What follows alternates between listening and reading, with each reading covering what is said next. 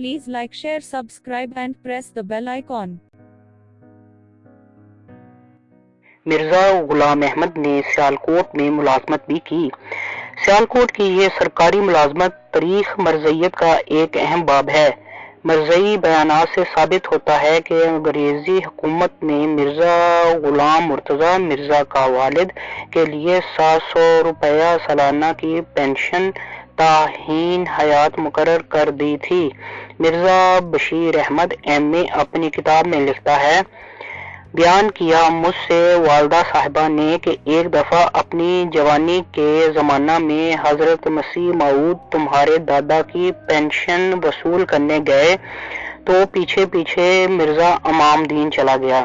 جب آپ نے پنشن وصول کر لی تو آپ کو پھسلا کر اور دھوکہ دے کر بجائے قادیان لانے کے باہر لے گیا اور ادھر ادھر پھراتا رہا۔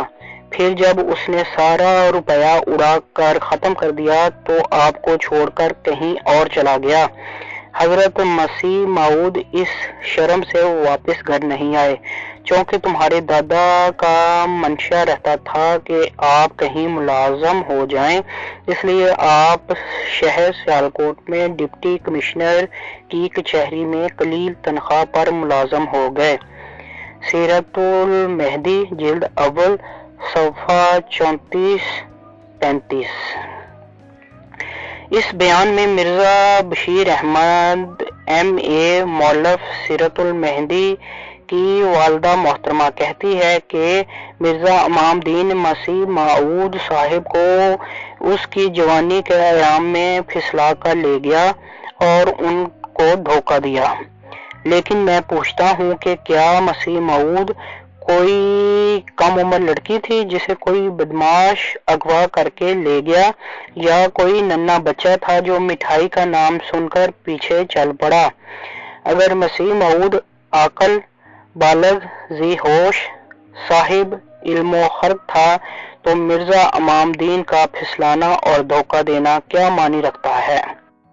ممکن ہے کہ مرزا امام دین نے ہی یہ رائے دی ہو کہ چلو ذرا لاہور اور امرتسر کی دل فریبیاں دیکھیں، وہاں کے تعیشات سے جی بہلائیں، چمن جوانی کی بہار کے مزے لوٹیں۔ لیکن ظاہر ہے جب تک خود مرزا قادیانی ہوا و ہوس کا غلام نہ ہوتا، فانی دلچسپیوں اور نفسانی خواہشوں سے انس نہ ہوتا، مرزا امام دین لاکھ سر پٹکتا، مرزا اس کے دام اغوا میں نہیں پھنس سکتا تھا۔ بس کوئی ذی عقل انسان ایسی طفل تسلیوں کو ایک منٹ کے لیے بھی باور کرنے کے لیے تیار نہ ہوگا کہ مرزا امام دین کے پھسلاتے وقت مرزا قادیانی کے ہوش و حواس برقرار نہیں تھے۔ ظاہر ہے کہ کھانے پینے میں 700 روپیہ کی کثیر رقم، خصوصاً 1864 جیسے ارزاں ترین زمانہ میں، جبکہ گیہوں کا نرخ قریباً 8 آنا من، گوشت کا 1 آنا سیر، گھی کا 4 آنا فی سیر بتایا جاتا ہے، صرف کھانے پینے پر یا اس قسم کی عام مباح تفریحات پر کبھی اٹھ نہیں سکتی تھی، اور اگر بالفرض 15-20 روپے جائز تفریحات پر اٹھ ہی گئے تھے تو یہ کوئی ایسا قابل سرزنش فعل نہیں تھا کہ جس کی وجہ سے مرزا گھر جانے سے ہچکچاتا اور بھاگ کر سیالکوٹ جیسے دور افتادہ مقام پر جا کر دم لیتا۔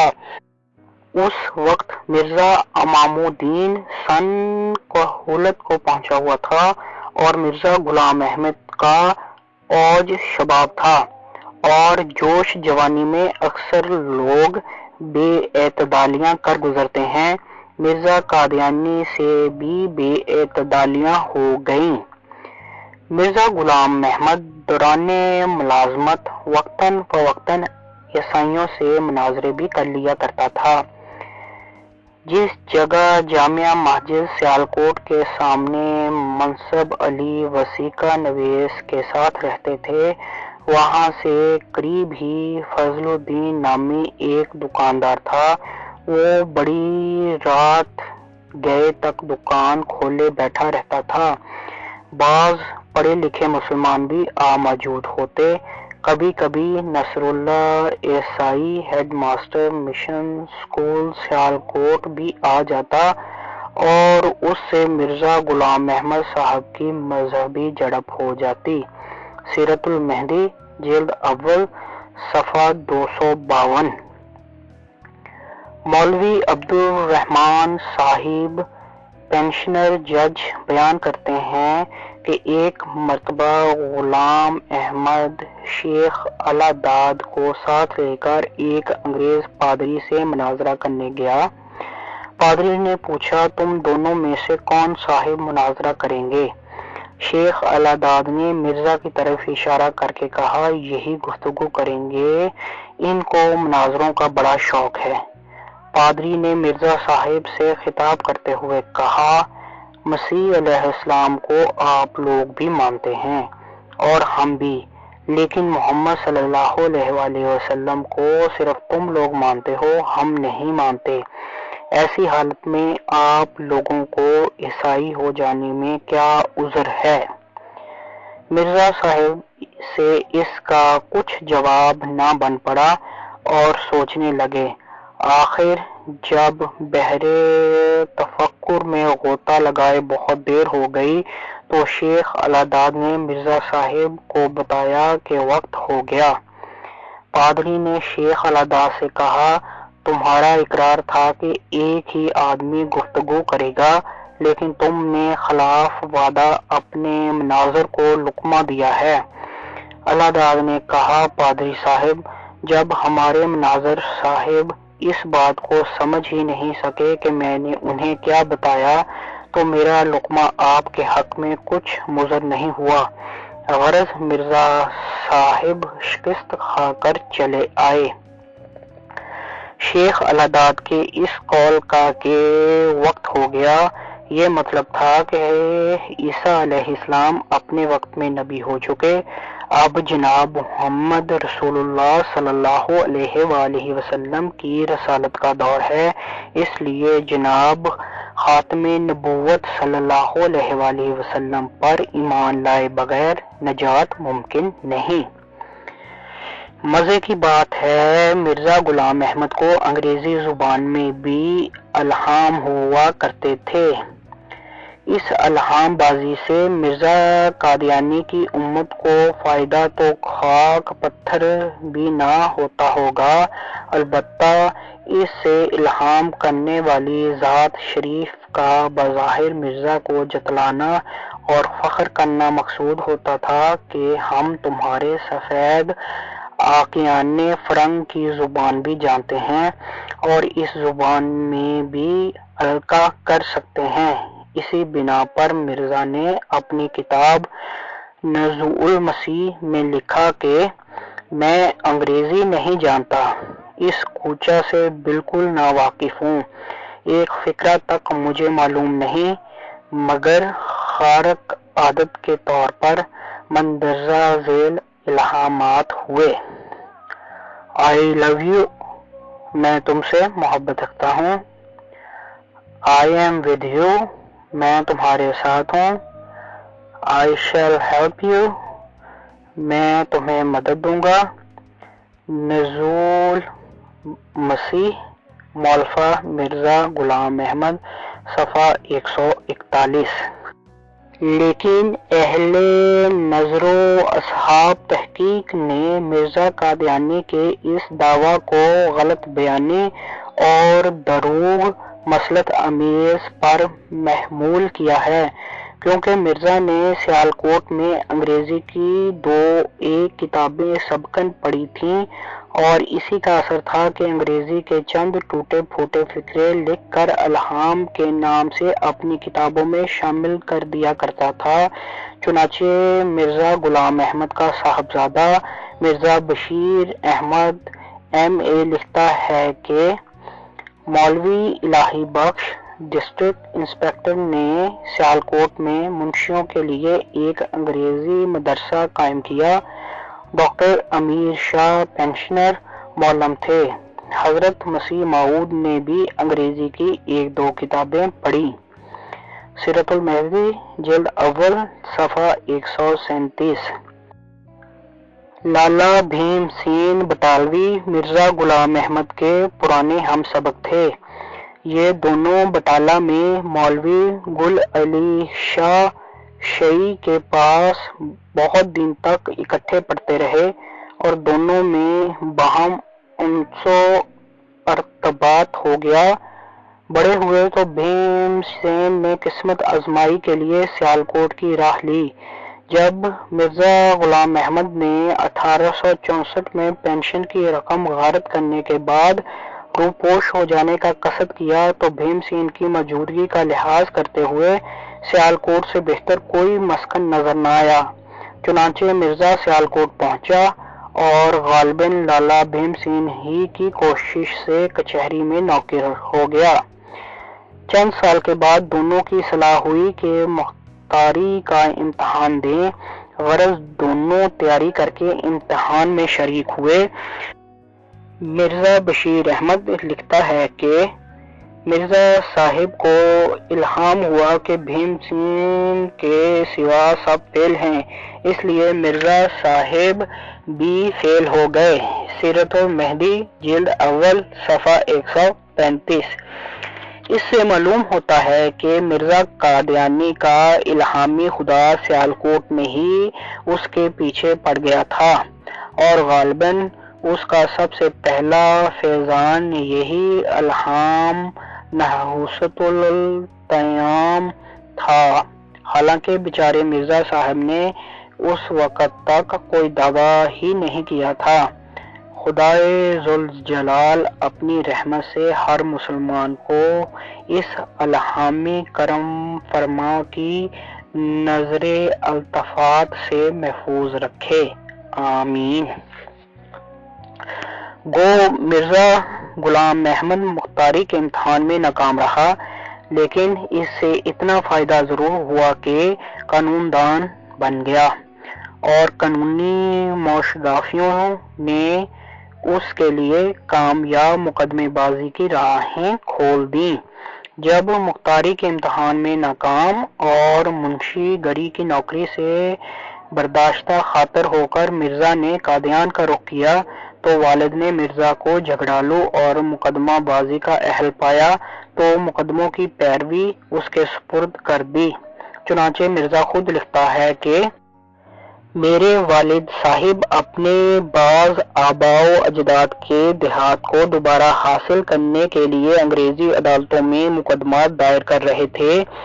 انہوں نے انہی خدمات میں مجھے بھی لگایا اور ایک زمانہ دراز تک میں ان کاموں میں مشغول رہا۔ افسوس ہے کہ بہت سا وقت عزیز میرا ان بیہودہ جھگڑوں میں ضائع گیا۔ کتاب البریہ مولفہ مرزا غلام احمد صفحہ 151۔ مرزا بشیر احمد ایم.اے. ابن مرزا غلام احمد قادیانی کا بیان ہے کہ مرزا غلام مرتضیٰ اور ان کے بھائی غلام محی الدین نے مہاراجہ رنجیت سنگھ کی کئی فوجی خدمات انجام دی تھیں اور شاید یہی وجہ تھی کہ سکھی حکومت کے خاتمے پر دونوں بھائی قلعہ پسرواں میں قید کر دیے گئے اور انگریزوں نے خاندانی جائیداد ضبط کر کے صرف 700 روپیہ سالانہ کی اعزازی پینشن زر نقد کی صورت میں مقرر کر دی، جو مرزا غلام مرتضیٰ کی وفات پر 180 روپے 15 روپے ماہوار رہ گئی اور پھر مرزا غلام قادر کی وفات پر وہ بھی بند ہو گئی۔ سیرت المہدی جلد اول صفحہ 32-33۔ مرزا غلام قادر مرزا غلام احمد کا بڑا بھائی تھا۔ مرزا غلام احمد خود لکھتا ہے کہ میرے والد مرزا غلام مرتضیٰ صاحب اپنی ناکامیوں کی وجہ سے اکثر مغموم و مہموم رہتے تھے۔ انہوں نے پیروی مقدمات میں 70,000 روپیہ کے قریب خرچ کیا تھا، جس کا انجام آخر کار ناکامی تھا۔ کیونکہ ہمارے بزرگوں کے دیہات مدت سے ہمارا قبضے سے نکل چکے تھے اور ان کا واپس آنا ایک خیال خام تھا۔ اسی نامرادی کی وجہ سے میرے والد صاحب مرحوم ایک نہایت عمیق گرداب غم اور اضطراب میں زندگی بسر کرتے تھے۔ کتاب البریہ، مولفہ مرزا غلام احمد، صفحہ 155۔ ان حالات کے پیش نظر مرزا غلام احمد را دن اسی خیال میں غلطاں و پیچاں رہتا کہ خاندانی زوال کا مداوع کیا ہو سکتا ہے اور ترقی و عروج کی راہیں کیوں کر کھل سکتی ہیں۔ ملازمت سے سیر اور مختاری کے ایوان میں باریابی کی اجازت نہیں ملی تھی۔ فوج یا پولیس کی نوکری سے بھی بوجہ قلت مشاہری کوئی دلچسپی نہیں تھی۔ تجارتی کاروبار سے بھی قاصر، کیونکہ اس کوچہ سے نابلد ہونے کے علاوہ سرمایہ بھی موجود نہیں تھا۔ اب لے دے کے تقدس کی دکانداری ہی ایک ایسی چیز باقی رہ گئی تھی جس کی طرف مقتضائے فطرت نے اسے مائل کر دیا، اور یہی ایک ایسا مشغلہ پیش نظر تھا جس کی زرپاشیاں حصول عز و جاہ اور عیش و عشرت کی کفیل ہو سکتی تھیں۔ اس بنا پر ذہن ہر طرف سے ہٹ کر ہر مرتبہ اسی طرف منتقل ہوتا تھا کہ مقتدائے زماں بن کر اپنے دنیاوی اغراض و مقاصد کی تکمیل کی جائے۔ اس خیال کا سب سے بڑا محرک یہ تھا کہ ان دنوں قادیان کے گرد و نواح میں چند بزرگ ہستیاں موجود تھیں جن کی طرف بڑا رجوع خلائق تھا۔ مرزا نے سوچا کہ معلوم نہیں پیری مریدی میں لوگ رجوع کرتے ہیں یا نہیں۔ اسی شش و پنج میں طبیعت نے فیصلہ کیا کہ سردست اسی عزم کو عملی جامہ پہنایا جائے جس کے متعلق سیالکوٹ میں مشورے ہوتے تھے، یعنی غیر اسلامی مذاہب کی تردید میں ایک جامع کتاب مرتب کر کے شائع کی جائے۔ چنانچہ دوستوں کے مشورے سے مرزا لاہور آ گیا اور شہرت کے حصول کی جدوجہد شروع ہوئی۔ اس سلسلہ میں اہل حدیث کے علماء نے مرزا کی بہت مدد کی اور بعد میں انہی علماء نے مرزا کے دعووں کی بنا پر اس پر کفر کا فتویٰ بھی لگایا۔ میں جانتا ہوں کہ آپ حضرات کے پوچھے گئے سوال کے جواب میں میرا بیان بہت طویل ہو گیا ہے، مگر تفصیلی بیان بھی ضروری تھا۔ آج کا درس یہی ختم کرتے ہیں۔ کل انشاءاللہ میں جو درس دوں گا اس کے بعد عقل و دانش رکھنے والا ہر فرد، خواہ وہ مرزا غلام احمد کا پیروکار ہے، اسے جھوٹا قرار دے گا۔ بزرگ نے کہا اور اپنی جگہ سے اٹھ کھڑے ہوئے۔ تھوڑی دیر میں ہی حال نما کمرہ خالی ہو چکا تھا۔ Please like, share, subscribe and press the bell icon.